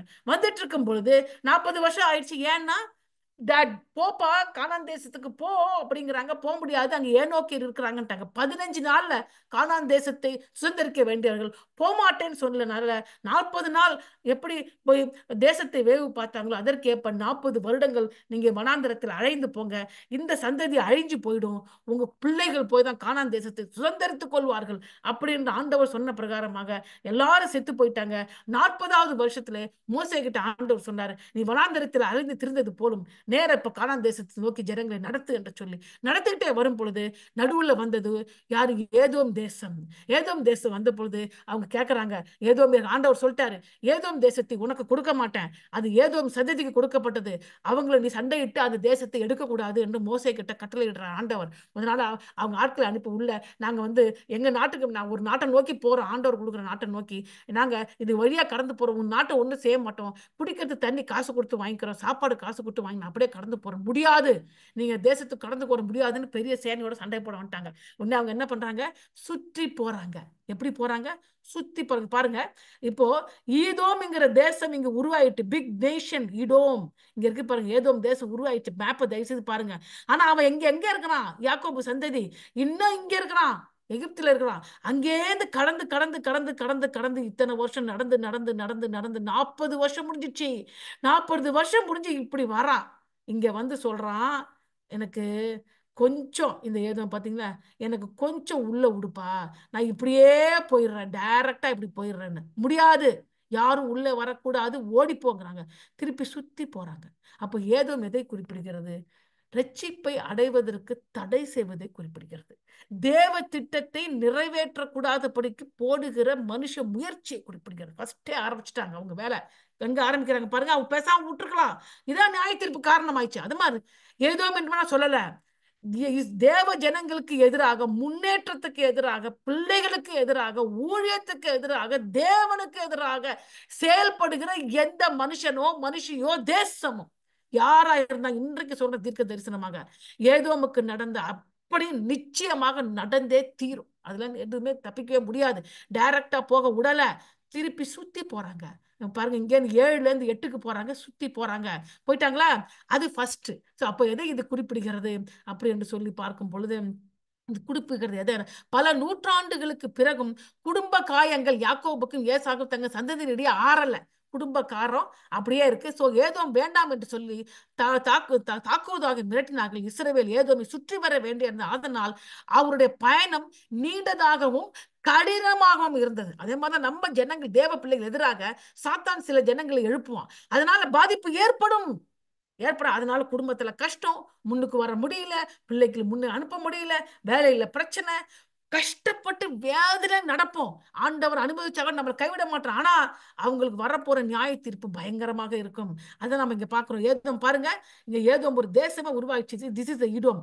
இது ஈதோம் தேசம். இது இஸ்ரேல் ஃபார்ம் ஆனச்சுன்னா இது இவ்வளவு பெரிய தேசத்தை ஆண்டவர் ஏதோமுக்கு கொடுத்திருக்கிறாரு. இது ஈதோம் பாருங்க, இது மோவாப், இது ஈதோம். இவ்வளவு பெரிய தேசம் யாருக்கு? ஏசா சந்ததி கொடுத்திருக்காரு. அடுத்தது போராட்டம். அடுத்தது என்னாச்சு? இந்த இஸ்ரேல் ஜனங்கள் கானானுக்கு போயிட்டாங்க, தன்னுடைய தேசத்துக்கு கடந்து போறாங்க. இஸ்ரேல் இந்த தேசத்தை உருவாக்கி விட்டார்கள். யாரு? யாக்கோபின் சந்ததி கானான் தேசத்துக்கு போயிட்டாங்க. இதான் கானான் தேசம். இஸ்ரவேல் இந்த தேசத்தை உருவாக்கி விட்டார்கள். இஸ்ரவேல் உருவாக்கின பிறகு யார் ஆட்சி செய்தார்கள்? சொல்லிடுற ராஜாக்கள் ஆட்சி செய்தாங்க. சவுல் ஆட்சி செய்யும் பொழுது என்ன நடந்தது? ஏதோமுக்கு எதிராக போராட்டம், சண்டை இருந்தது. 1 சாமுவேல் 14 அதிகாரத்துல இருக்குது. இந்த சவுலுக்கு அப்புறம் தாவீது ராஜா ஏதோ எதிராக சண்டையிட்டு ஜெயிச்சிடறான், வெற்றி கொள்கிறான். நல்ல பாருங்க, தாவீது ராஜா ஏதோம் தேசத்தை வெற்றி கொள்கிறான். அங்கே காவல் பணியை வைத்து விட்டான். சாலோமோன் ஆட்சியின் போது அதற்கு பின்னரும் அந்த ஏதோமியர்கள் எப்போதுமே கலகம் செஞ்சுக்கிட்டே இருந்தாங்க. நாங்க உங்க கீழே அடிமையா இருக்க மாட்டோம் என்று. இது எதை குறிக்கிறது? யாக்கோபுக்கு ஏசாவுக்கும் இடையே நடந்த போராட்டம் அவருடைய தேசங்களுக்கு இடையே அரசியல் மற்றும் இராணுவ போராட்டமாக மாறுகிறது. முதல்ல குடும்ப சண்டையா இருந்தது அரசியல் ராணுவ போராட்டமா மாறிவிட்டது. அடுத்த ஸ்டேஜுக்கு போயிடுச்சு. The next stage is what the military conflict. The next stage between the Esau and Jacob generation is a military conflict. The conflict against the nation and the warfare and against the kings. அந்த மாதிரியா மாறிவிட்டது அடுத்த stage. Third stage எருசலேமின் வீழ்ச்சியின் காட்டி. அப்போ Israel தேசம் உருவாயிடுச்சு. அதுக்கப்புறம் 10 கோத்திரம் அசீரியாவுக்கு சிறைப்பட்டு போயிடுச்சு. மிச்ச யூதா கோத்திரம் பாபிலோனுக்கு சிறைப்பட்டு போய்விட்டது. சிறைப்பட்டு போன பிறகு என்ன நடக்க போகிறது யோசிச்சு பாருங்க. இப்ப எவ்வளவு அங்க வந்துட்டோம். எல்லா இடத்துலயும் இன்னும் அந்த பகையா இருக்கு. பாபிலோன் எருசலேமை தாக்கிய போது Babylon came and attacked Jerusalem. எப்பொழுது கிபி 586 கிறிஸ்துவுக்கு முன் 586ஆம் ஆண்டிலே எருசலேமுக்கு எதிராக பாபிலோன் வந்தது. அப்ப என்ன செய்திருக்கணும்? ஏதோம் எங்க இருக்கு யோசிச்சு பாருங்க. இப்பதான் மேப் காமிச்சேன். எங்க இருக்கு ஏதோம் பாருங்க. ஏதோம் இங்க இருக்கிறான். ரைட்டா? ஏதோம் இங்க இருக்கிறான். இப்ப யூதாவுக்கு எதிராக பாபிலோன் வந்து அட்டாக் கொடுக்குது. இப்ப இந்த யூதோம் என்ன செய்திருக்கணும்? இந்த யூதாவுக்கு உதவி செய்திருக்கணும். இல்ல வாய பொத்திட்டாச்சு இருந்திருக்கணும். சும்மா ஏதாவது போன. ஆனா இந்த யூதோம் என்ன பண்ணுது? பாபிலோனுக்கு உதவி செய்து இவர்களை அடிக்கிறதுக்கு என்ன வழி செய்யணுமோ செய்து வாசலை கொடுத்து அவங்களை அடிக்க வைக்குது. சோ அந்த பாபிலோனுக்கு என்ன பங்கு செய்து அதுல ஏதோமுக்கும் பங்கு இருக்கு. எங்க இருக்க சொல்லப்பட்டிருக்கிறது? ஒபதியால சொல்லப்பட்டிருக்கிறது. நம்ம பார்க்கலாம் அதை எப்படின்னு சொல்லி பார்க்கலாம். பாருங்க, பாபிலோனுக்கு உதவினார்கள். என்ன செய்தாங்க? பாபிலோனுக்கு உதவினார்கள். ஒபதியாவின் தீர்க்க தரிசனம் முழுவதும் ஏதோ. அதனால்தான் ஒபதியா தீர்க்க தரிசன புஸ்தகத்தை எழுதினாரு. அது ஏதோமுக்கு எதிராக. ஏன் ஏதோமுக்கு எதிராக ஒபதியாவை ஆண்டவர் எழுப்பினார்? why God make Obadiah to write against the nation of Edom? Because when Jerusalem was attacked by Babylon, the Babylonians were helped by Edomites. Instead of helping the brother, they are helping the enemies. தன்னுடைய சகோதரனுக்கு உதவி செய்யறதுக்கு பதிலா தன்னுடைய எதிராளிக்கு உதவி செய்தாங்க. சகோதரனுக்கு ஏற்பட்ட அழிவை பார்த்து கை கொட்டி சிரிச்சாங்க, சந்தோஷப்பட்டாங்க. அவங்க அழிவுல இவங்களும் உள்ள போய் அவங்களை இன்னும் அழித்தார்கள். அதனால தேசமே நீ அழிக்கப்படுவா என்று சொன்னாங்க. இதுதான் இது உபதியா. ஏதோ மட்டுமல்ல, தேவ பிள்ளைகள் கஷ்டப்படும் பொழுது அந்த கஷ்டத்துல உதவாட்ட கூட படாது. ஆனால் சில எதிராளிகள் நம்ம கஷ்டப்படுறது இன்னும் கஷ்டத்தை கூட்டுவாங்க. நம்மளை பார்த்து கை கொட்டி சிரிப்பாங்க, ஏளனப்படுத்துவாங்க, எல்லார்கிட்டையும் அசிங்கப்படுத்துவாங்க. நடக்குது. அப்போ நம்ம அழுகுறோம், ஐயோ ஆண்டவரே நீங்க இப்படி சும்மா இருக்கீங்களே, நான் இவ்வளவு கஷ்டப்படுறேன். ஆண்டவர் சும்மா இல்ல. நீங்க நல்லா சொல்லுங்க, ஆண்டவர் சொல்லாம இல்ல. ஏதோமுக்கு நடந்த நியாய தீர்ப்பு மிக பயங்கரமானது. நான் ஸ்டெப்பா சொல்லிக்கிட்டே வரேன். ஒபதியா தீர்க்க தரிசனம் முழுவதும் ஏதோமுக்கு எதிரானது. அவர்கள் பெருமை தாழ்த்தப்படுகிறது. ஏன் பெருமைப்பட்டாங்கன்னா, ஏதோம் எங்க இருக்கிறது? ஏதோம் தேசம் எப்படி கட்டியிருக்காங்கன்னா, மலைகள் மேல குன்றுகள் மேல வீடு கட்டியிருக்கிறாங்க. யாராலையும் கட்ட முடியாது. ஏன் கட்டினாங்க? யார் படையும் குன்று மேல வந்துருவீங்களா? மலை மேல ஏற முடியாது. படை வீரர்கள் ஏற முடியுமா? இல்ல இரும்பு ரதங்கள் ஏற முடியாது. அவங்களை யாராலும் ஜெயிக்கவே முடியாதுன்னு சொல்லி மலையில குடியிருந்தார்கள். ஆனால் என்னை யாரும் தாக்க முடியாது.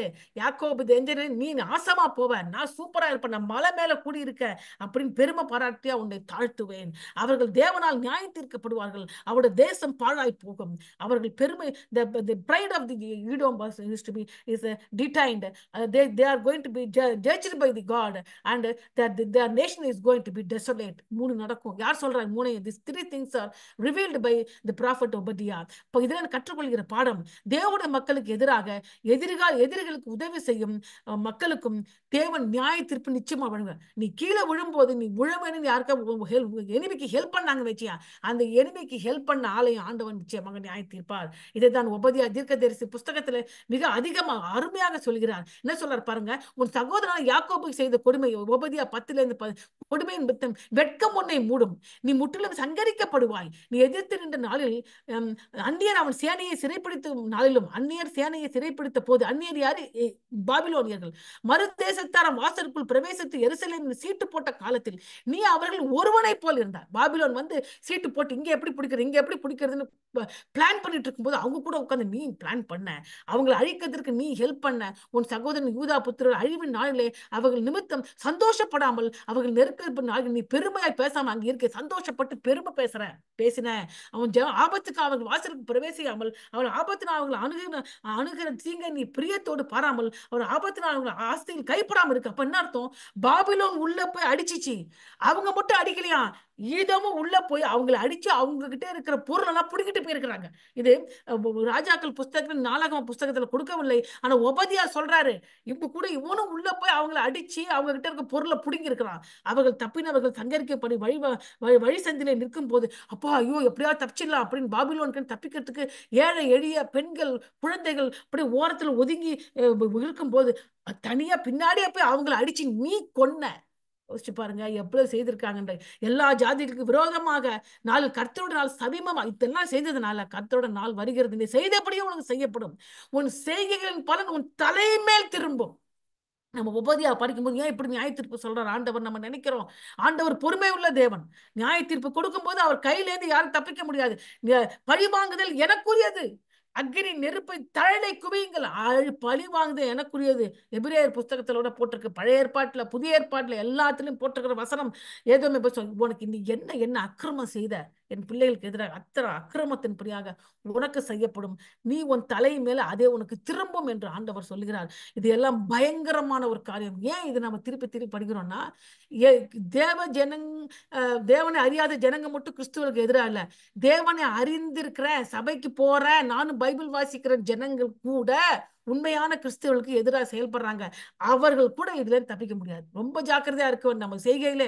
நமக்கு நம்ம சக சகோதரர்கள் கஷ்டப்படும் பொழுது, அவங்க வேதனையில இருக்கும் போது, அவங்க துக்கத்துல இருக்கும் பொழுது, நல்லா கஷ்டப்படட்டும் துக்கப்படட்டும் அப்படின்னு நம்ம கை கொட்டி சிரிச்சோம்னா அவங்களுக்கு தெரியாம இருக்கலாம். ஆனா தேவனுக்கு தெரியும், பரிசுத்த ஆவியானவருக்கு தெரியும். அது ஆண்டவர் அருவருக்கிறார். இதுதான் ஆண்டவர் நமக்கு கொடுக்கிற ஒரு பாடமாக இருக்கிறது. அடுத்து என்ன நினைச்சு பிற்காலத்தில் மல்கியா கடைசி தீர்க்க தரிசன புஸ்தகத்துக்கு வந்துட்ட பழைய ஏற்பாடு முடிவு பெற போகுது. அங்கேயும் சொல்றாரு, ஏசாயாவை யாக்கோபை சிநேகித்தேன், ஏசாவை பகைத்தேன். அப்படித்தான் சொல்லி பழைய ஏற்பாடு முடிகிறது. யாக்கோபை சிநேகித்தேன், ஏசாவை பகைத்தேன். அது அர்த்தம் என்ன? தேவனுடைய உடன்படிக்கையின் அன்பு ஏசாவுடன் அல்ல, யாக்கோபுடன் நிலைத்திருக்கிறது. தேவனுடைய உடன்படிக்கை என்ன? கிறிஸ்துவானவர் யாக்கோபின் சந்ததியிலே பிறப்பார், ஏசாவின் சந்ததியிலே அல்ல. ஏசாவின் சந்ததியிலே வெறுக்கிறேன், நியாய தீர்ப்பு கொடுப்பேன். ஆனா உடன்படிக்கை யார்கிட்ட நிறைவேற்றுவேன்? யாக்கோபின் சந்ததியை நிறைவேற்றுவேன். தேவன் ஏதோமை அழிக்க அனுமதித்தார், ஏதோ மீண்டும் கட்டி எழுப்ப முயற்சித்தாலும் தேவன் அவர்களை இடித்து போடுவார். யார் சொல்றாரு? இது மல்கியா சொல்றார். 1ஆம் அதிகாரத்துல 2-4 வசனம் சொல்ல, நீ திருப்பி திருப்பி கட்டி எழுப்ப பாப்ப, நான் திருப்பி திருப்பி ஒன்னு அடிப்பேன். பாடம் என்ன? தேவனின் தேர்வு மாற்றவே தேவன் தீர்மானிச்சேன், அதை மாற்ற முடியாது. பெருமையும் கலகத்தையும் அழிவுக்கு வழி நடத்தும். பெருமை ஜனங்களை கலகம் பண்ணி அழிக்க நினைக்கிறது நிச்சயமாக அழிவுக்கு நடத்தும். இது எல்லாம் ஏதோமை சொல்லுகிறது. பழைய ஏற்பாட்டின் ஏதோமின் முடிவு என்ன? பல நூற்றாண்டுகளாக பகைக்கு பிறகு ஏதோம் இஸ்ரவேலுக்கு எதிராக அவர்கள் செய்து காட்டி கொடுப்பின் காரணமாக தேவனால் நியாய தீர்க்கப்பட்டார்கள். ஒபதியா 1:8 உள்ள தீர்க்க தரிசனம் கூறுகிறதாவது, ஏசாவின் குடும்பத்தாருக்கு எவரும் தப்பி பிழைப்பதில்லை. எப்படி முடிக்கிறாங்க? ஏசாவோட குடும்பத்துல ஒருத்தரும் தப்பிக்க மாட்டாங்க என்று ஒபதியா 1ஆம் அதிகாரம் 18வது வசனத்துல சொல்றாங்க. பின்னர் எப்படி இது நடந்துச்சு? பழைய ஏற்பாட்டில் எப்படி முடிவு பெற்றது என்றால், நபத்தியர்கள் அப்படின்ற ஒருத்தர் இருந்தாங்க. அவர்கள் அரேபிய குடிமக்கள், அரேபியன்ஸ். அவர்கள் வந்து என்ன பண்ணாங்க? ஈதோமியர்களை அவங்க தேசத்திலிருந்து துரத்தினார்கள். அதை நம்ம மேப்பை பார்க்க போறோம். ஈதோமியர்கள் தேசத்திலிருந்து துரத்தினாங்க. நான் சொன்னேன் ஈதோம் இங்க இருந்துச்சு, ரைட்டா?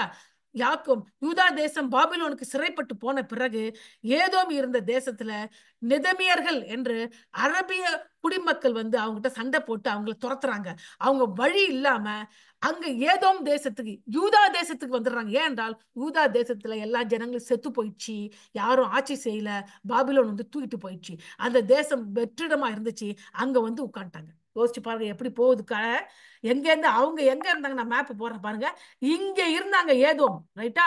அவங்க நேரா யூதாவுக்கு போயிட்டாங்க. எப்ப போனாங்க? நிதமியர்கள், நபட்டியன்ஸ் கிங்டம் வந்து அவங்க அட்டாக் கொடுத்தாங்க. கொடுத்த உடனே எங்க வந்துட்டாங்க? அதாவது வாக்குத்தத்தம் பண்ண தேசத்துக்குள்ளே வந்து உட்காந்துட்டாங்க. யாருக்கு வாக்குத்தத்தம் பண்ணது? அது யாக்கோபின் சந்ததிக்கு வாக்குத்தத்தம் பண்ண தேசத்துக்கே வந்து யாரு உட்காந்துட்டாங்க? ஏசா சந்ததி வந்து உட்கார்ந்துருச்சு. அப்படித்தான் பழைய ஏற்பாட்டு நிறைவேறப்படுகிறது. அப்ப நினைக்கலாம், என்னப்பா நீங்க நியாய தீர்க்கப்படும் சொல்றீங்க, இங்க வந்து ஜாலியா உட்காந்துட்டாங்க. எஸ், நியாய தீர்ப்பு அங்கதான் தொடங்குது. எப்போதும் தேவன் நியாய தீர்ப்பு கொடுக்கும் போது ஒரு தேசத்தை கொண்டு இன்னொரு தேசத்தை அடிப்பார். இங்க என்ன பண்ணாரு? நபத்தியர்கள் இந்த தேசத்தை கொண்டு ஈதோமியர்களை அழிச்சாரு. அவங்க ஓடி இடம் இல்லாம அவங்க தேசத்தை விட்டுட்டு இங்க வந்து உட்காந்துட்டாங்க. யூதா தேசத்துல வந்து உட்காந்துட்டாங்க. அவர்களுக்கு என்ன பேரு? இதுமியர்கள் என்று பேர். இடுமியா இதுமியா அப்படின்னு ஒரு பேரே வச்சுட்டாங்க அந்த தேசத்துக்கு பேர், அந்த இடத்துக்கு பேர் இதுமியா அப்படின்னா கிரேக்க மொழியில ஏதோம் என்பது இடுமியா. In Greek the Edom we called as Idumea. So the nation, the place where they came and settled, they started to call as Idumea. இதுமியா அப்படின்னு சொல்லிட்டாங்க. இது சொல்லப்பட்டுச்சு. அப்ப யோசிச்சு பாருங்க, இது இப்படியே எங்க போயிடுச்சு? பழைய ஏற்பாடு முடிவு பெறுகிறது, புதிய ஏற்பாட்டு காலம் வருகிறது. இயேசு பிறக்கிற போது ஆட்சி செய்த மகா ஏரோது ஒரு இதுமியன். During the time of the Jesus Christ born in this world, the king Herod belonged to Edomite generation. ஏதோமின் வழித்தோன்றல் ஆவார். யோசிச்சு பாருங்க, இங்க வந்து உட்காந்துட்டாங்க இடுமையான. அங்க இருக்கிறவங்களை எல்லாம் என்ன பண்ணாங்க? கிபி 2ஆம் நூற்றாண்டுல என்ன பண்றாங்க? இங்க நீங்க யூதா தேசத்து வந்து இருந்துட்டீங்க, நீங்க வந்து யூத மதத்துக்கு மாற வேண்டும் என்று சொல்லி கம்பல் பண்ணி இடுமையால இருக்கிற ஜனங்கள் யூத மதத்திற்கு மாற்றப்படுகிறார்கள். அப்படி யூத மதம் இடுமையா மக்கள் இந்த யூத மதத்தை தழுவினவர் தான் ஏரோது ராஜா. அந்த ஏரோது ராஜா அந்த தேசத்துக்கு எல்லாம் ராஜாவாக ரோம ராஜ்யத்தால் நியமிக்கப்படுகிறான். அப்போ ஏரோது ராஜா குழந்தையாக இயேசுவை கொல்ல நினைக்கிறார். அப்போ இயேசு எதை? யாக்கோபின் சந்ததியை சேர்ந்தவர். ஏரோது ஏசா சந்ததியை சேர்ந்தவர். இன்னும் அங்க பகை போயிட்டு தான் இருக்கு. ஆனாலும் இயேசு யாக்கோபின் வழித்தோன்றல் மேலோங்கினார். அதே நேரத்தில் ஏசாவின் வம்சம் கொஞ்சம் கொஞ்சமாக அழிக்கப்பட்டு போயிட்டுச்சு. அது எங்க யார் சொன்ன வாக்குத்தத்தம் நிறைவேறியது? மல்கியா கடைசி புஸ்தகம் 1ஆம் அதிகாரம் 2-4 வசனம் என்ன சொல்லுது? யாக்கோபை நான் நேசித்தேன், ஆனால் ஏசாவை நான் வெறுத்தேன். ஏன் சொன்னாரு? யாக்கோபு சந்ததியில யார் வரப்போறா? இதுமியனாக இருந்து யூத மதத்தை தழுவில ஏரோது வந்து ராஜா ஆட்சி செய்ய போகிறான். அந்த ராஜா ஏரோது ராஜா பிறக்க போகிற குழந்தையாக இயேசுவை கொலை செய்ய திட்டமிடுவான். அதனால் நான் என்ன செய்வேன்? ஏசாவை வெறுப்பேன், நான் யாக்கோபை நேசிப்பேன். நாங்கள் நொறுங்கி போனோம், ஆனால் நாங்கள் மீண்டும் கட்டுவோம் என்று ஏதோம் சொல்லலாம், ஆனால் அவள் கிழித்து விடுவேன். திருப்பி எப்படி கிழிப்பாரு சொல்லி பார்க்கும்போது, ஏரோதுடைய வம்சம் குழந்தைங்க பிள்ளைங்க அப்புறம் கூட 4 சரமுறை ஜனங்கள் இஸ்ரவேல் தேசத்தை ஆட்சி செய்தார்கள். ஆனால் ஈதோமியர்களுக்கு என்ன ஆயிற்று? ஏன் இப்ப காணும்? என்ன ஆயிடுச்சு? ஆட்சி செய்தாங்கல்ல ஏரோது ராஜா, அந்த வம்சம் என்ன ஆச்சு? எப்படி அழிஞ்சு போச்சு? யாருமே இல்ல. எங்க போனாங்க? ஏரோதின் வம்சம் முடிவுக்கு வந்த பிறகு கிபி 100ஆம் வாக்கில் இதுமியர்கள் அனைத்து அரசியல் செல்வாக்கையும் இழந்தார்கள். ஏரோது ராஜாவும் அவனுடைய சந்ததியும் கொஞ்சம் கொஞ்சமாக அவங்க தன்னுடைய வல்லமையை இழக்கிறாங்க.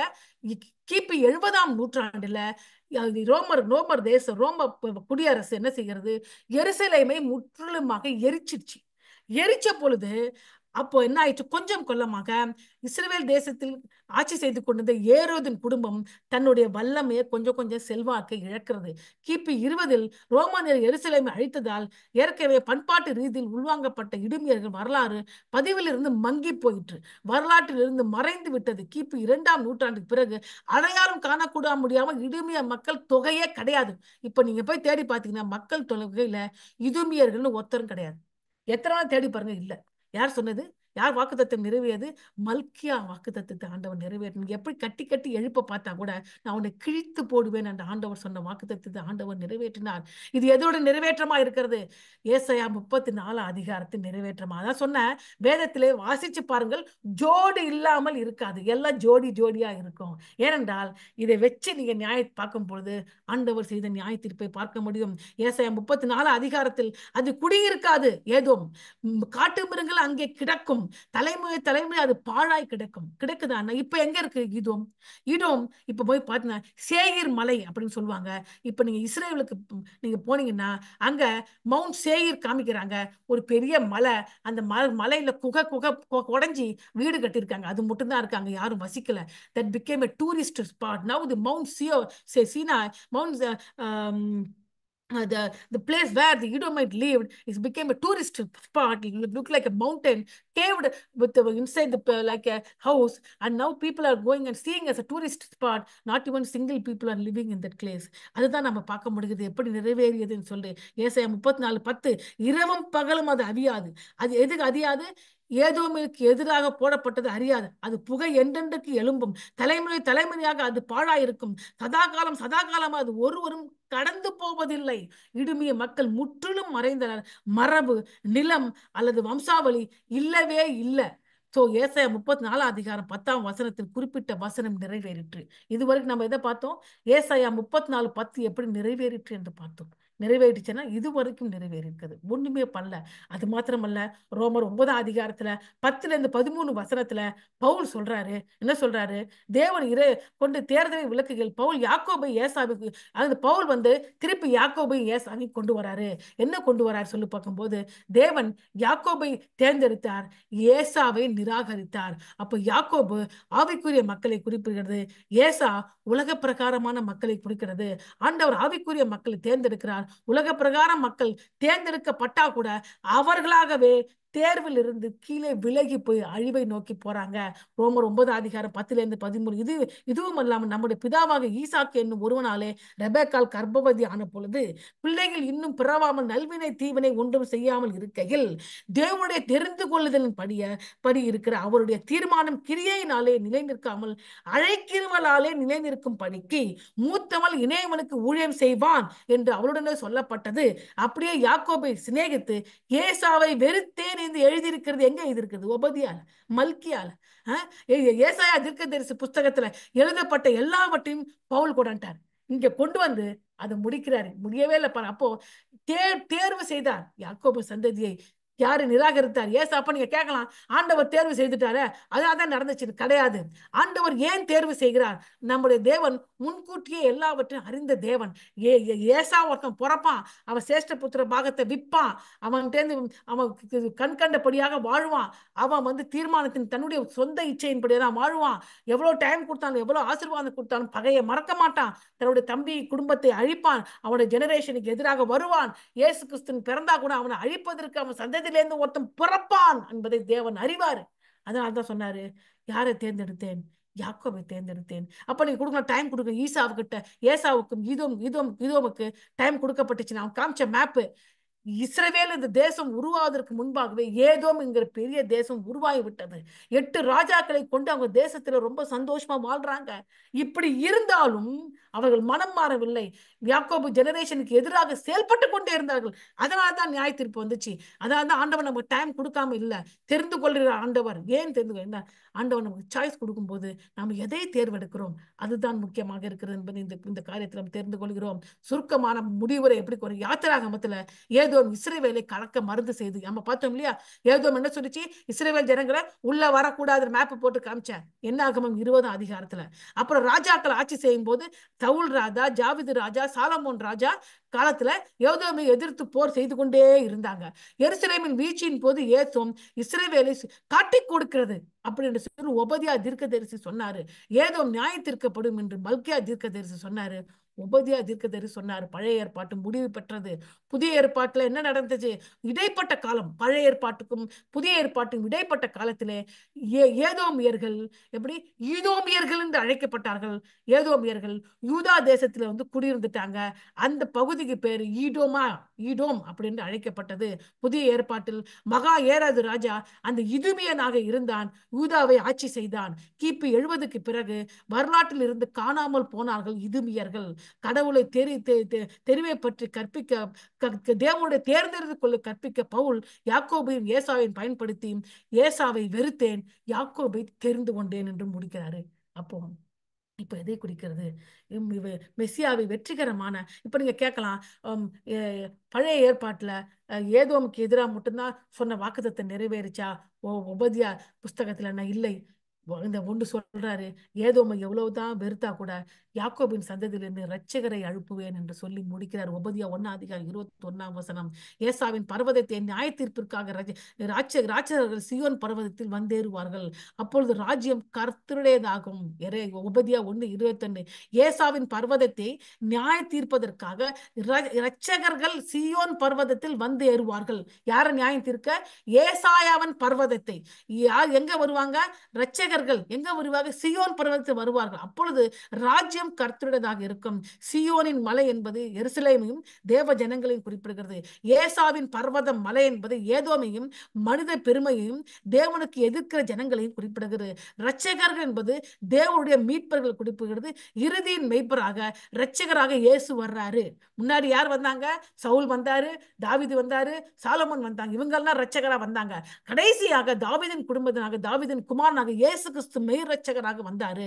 ராஜ்யம் கர்த்தருடையதாகும். இயேசு முழுமையாகும், என்றென்றைக்கும் ஆட்சி செய்வார் தன்னுடைய இரண்டாவது வருகையிலே வந்து. இப்போது ஏதோமின் அழிவு இயேசு ராஜாவாக திரும்பி வரும்பொழுது தேவனுக்கு எதிராக அனைத்து கலகங்களின் இறுதி தோல்வியை அடையாளப்படுத்துகிறதாக இருக்கிறது. சோ ஏதோ எதை அடையாளப்படுத்துகிறது? கர்த்தருடைய பகிரங்க வருகையிலேயே தேவ ஜனங்களுக்கும் தேவ பிள்ளைகளுக்கும் எதிராக செயல்பட்ட ஜனங்களுக்கும் தேசங்களுக்கும் விரோதமாக இரண்டாவது வருகையில தேவன் கொடுக்க போற நியாய தீர்ப்பை ஏதோ ஒரு அடையாளமாக இருக்கிறது. சோ ஏதோ அடையாளம் கடவுளுக்கு எதிரான மனிதன் பெருமைக்கு அடையாளம். தேவ மக்கள், தேசங்கள் மற்றும் தலைவர்கள் கிறிஸ்துவை அவரது ராஜ்யத்தை எதிர்க்கும் உலக வல்லமைக்கு அடையாளம். எனவே ஏதோமின் வீழ்ச்சி என்பது இயேசுவின் இறுதி தனது ஆட்சிக்கு எதிராக எல்லா சக்திகளையும் அழிப்பார் என்பதற்காக முன்னறிவிப்பாகும். அது வெளிப்படுத்தல் 19 மற்றும் 20 அதிகாரத்திலே கர்த்தருடைய பகிரங்க வருகையிலே நடக்க போற நியாய தீர்ப்பை முன்குறித்தாக இருக்குது. சோ அப்போ இறுதியாக வருகிறோம். இப்போ ஏதோம் எங்க இருக்கு? நீங்க நினைக்கலாம் வெளியில தான் இருக்குன்னு. வெளியில ஏதோம் இருக்கத்தான் செய்கிறது. தேவ ஜனங்களை எதிர்ப்பதற்கு பிசாசின் பிள்ளைகள் எழும்புறாங்க. ஆனா அதே டயத்துல ஏதோம் நம்ம கிட்ட கூட இருக்கு. ஏதோம் ஆவிக்குரிய விசுவாசிகள், ஒவ்வொரு விசுவாசிகளுக்கும் ஆவிக்குரிய போர். அது எதை குறிப்பிடுகிறது? ஏதோமை குறிப்பிடுகிறது. யாக்கோபும் ஏசாவும், ஏசா மாம்சத்தை குறிப்பிடுகிறது, யாக்கோபு ஆவிக்குரிய வாழ்க்கையை குறிப்பிடுகிறது. ஏசா மனித வலிமை, இயற்கை ஆசைகள், தற்போது வாழ்க்கை, ஆவிக்குரிய விஷயங்களை வெறுப்பதை குறிப்பிடுகிறது. ஏசா இது எங்க இருக்கு? வெளியில இல்ல, மாம்சத்திலே இருக்கு, நமக்கிட்ட இருக்கு. யாக்கோபு இதை குறிப்பிடுகிறது. பலவீன நேரத்திலே தேவனை அண்டிக் கொள்வதை குறிப்பிடுகிறது. ஆசீர்வாதத்தை மதிப்பிடுகிறது. விசுவாசம் மற்றும் போராட்டத்தின் நடுவிலே தேவனை சார்ந்து கொள்வதை குறிப்பிடுகிறது யாக்கோபு. சோ உள்ளுக்குள்ளே இருக்காங்க. உள்ளுக்குள்ள நமக்குள்ள ஏசாவும் இருக்கிறான், யாக்கோபு இருக்கிறான். மாம்சம் ஏசா, ஆவிக்குரிய செயல் யாக்கோபு. ரெண்டு ஒன்றுக்கு விரோதமா ஒண்ணு போரிட்டுக் கொள்கிறது. கலாத்தியர் 5:17. மாம்சம் ஆவிக்கு விரோதம், ஆவி மாம்சத்துக்கு விரோதமா போரிடுகிறது. ஹல்லேலூயா. வெளியில இருக்கிறவன் ஒருத்தர் இருக்கிறான், உள்ளேயும் ஒருத்தர் இருக்கிறான். உள்ளேயும் ஏசாயா இருக்கிறான், வெளியிலையும் ஏசா இருக்கிறான். வெளியிலேயும் ஈதோம் இருக்கான், உள்ளேயும் ஈதோம் இருக்கான். யாக்கோபுக்கு ஏசாவுக்கும் போராட்டம் தினமும் நடக்குது. இன்னைக்கு கூட நடக்குது நமக்குள்ள. யாக்கோபுக்கும் ஏசாவுக்கும் போராட்டம். யாக்கோபு ஏசா மாம்சத்தை குறிக்கிறது, யாக்கோபு ஆவியை குறிப்பிடுகிறது. ஏசா தன்னிறைவு, செல்ஃப் சாட்டிஸ்பாக்சன். நான் சாப்பிட்டா போதும், நான் இருந்தா போதும், எனக்கு குடும்பம் இருந்தா போதும், தன்னிறைவு. யாக்கோபு தேவனை சார்ந்து இருப்பதை குறிப்பிடுகிறது. ஏசா மாம்சம் எதை குறிப்பிடுகிறது? உடனடியாக இன்பத்தை அனுபவிக்கும் என்பதை குறிப்பிடுகிறது. யாக்கோபு ஆவியானவர் நீண்ட கால ஆசீர்வாதத்தை விரும்புகிறது. ஏசா மாம்சம் எதை புரிகிறது? பூலோக உலக விஷயத்திலே எப்போதும் கண்ணா இருக்கு. ஆனா யாக்கோபு பரிசுத்த ஆவியானவர் ஆன்மீக விஷயத்திலே எப்போதுமே நோக்கி அது நோக்கி போயிட்டே இருக்கு. ஏசா மாம்சம் எதை குறிப்பிடுறது? பெருமை, நான் தான் சூப்பர், குடும்பம் தான் சூப்பர்னு. ஆனால் யாக்கோபு ஆவியானவர் உடைந்த தன்மையையும் பணிவையும் தாழ்மையும் குறிப்பிடுகிறது. இது ரெண்டும் நம்மகிட்ட இருக்கா? ரெண்டும் ஒண்ணுக்கு விரோதமா ஒன்று சண்டையிட்டு கொண்டிருக்கிறது. சோ ஏசாவுக்கு விரோதமாக யாக்கோபும், யாக்கோபு விரோதமாக ஏசாவும் ஒரு தனிப்பட்ட விசுவாசியோட இருதயத்திலே பேசிக்கிட்டே இருக்கு. இறுதியாக வந்துட்டோம் கன்க்ளூஷன். இன்றைக்கு கன்க்ளூஷன் என்ன படிச்சோம்? கர்த்தருடைய புத்தகத்திலே தேடி வாசியுங்கள், இவைகள் ஒன்றும் குறையாது. ஏசாயா 34:15-16. இவைகள் ஒன்றும் ஜோடில்லா இருக்காது. அவருடைய வாய் இதை சொல்லிட்டு, அவருடைய ஆவி அவைகளை சேர்க்கும். அல்லேலூயா. நான் முடிச்சிட்டேன். எப்படி இந்த வசனம் நிறைவேறிச்சு என்பதை நம்ம பார்த்தோம். வெளியிலே இருக்கு, இப்ப உள்ளே இருக்கு. அதனால ஆவிக்கு கீழ்ப்படிவோமாக, மாம்சத்தை ஜெயிப்போமாக. அதே டயத்துல உங்களுக்கு எதிராக ஜனங்கள் செயல்படுறாங்கன்னு வேதனைப்பட்டு அழாதீங்க. பொறுமையா உங்க ஓட்டத்தை ஓடுங்க. நியாய தீர்ப்பு கர்த்தருடையது. அவரோட டயத்துல அவர் செய்வார். அதனால நாம செய்ய வேண்டியது என்ன என்றால், தேவனை அண்டிக் கொள்வது மட்டும் தான் நம்மளால செய்ய முடியும். அதனால தன்னிறைவை அடையாதீங்க, உடனடியான இன்பத்தை தேடாதீங்க, உலக விஷயத்தின் மேல் நோக்கத்தை கொள்ளாதீங்க, உங்களை கொடுத்து பெருமை பாராட்டாதீங்க. அதற்கு மாறாக தேவனை சார்ந்து கொள்ளுங்க. நீண்ட காலமான நித்திய ஆசீர்வாதத்தின் மேல நோக்கத்தை வைங்க. ஆவிக்குரிய விஷயத்துல மேல்மேலும் வளருங்க. உடைந்த இருதயத்தோடு தாழ்மையோடு தேவனை அண்டிக் கொள்ளுங்கள். ஆண்டவன் நிச்சயமாக உங்களுக்கு கொடுக்கப்பட்ட ஒவ்வொரு வாக்குத்தத்தத்தை நிறைவேற்றுவார். அவரே அவைகளுக்கு சீட்டு போட்டார். அவருடைய கையே அதை அவர்களுக்கு அளவு நூலாக பகிர்ந்து கொடுத்தது. அவைகள் என்றென்றுக்கும் அதை சுதந்திரித்து தலைமுறை தலைமுறை அதிலே சஞ்சரிக்கும். யாருக்கு சொல்லியிருக்காங்க? தேவன் நமக்காக சொல்லுகிற ஒரு காரியம். நாம் நித்தியமாக புதிய எருசலேமிலே புதிய வானம் பூமியில் நாம் சஞ்சரிப்போம். கர்த்தர் தாமே இந்த செய்தியை ஆசீர்வதிப்பாராக. ஆமென். கலந்து கொண்ட எல்லாருக்கும் நன்றி. உங்களை ஆண்டவர் ஆசீர்வதிப்பாராக. உங்களுடைய தேவை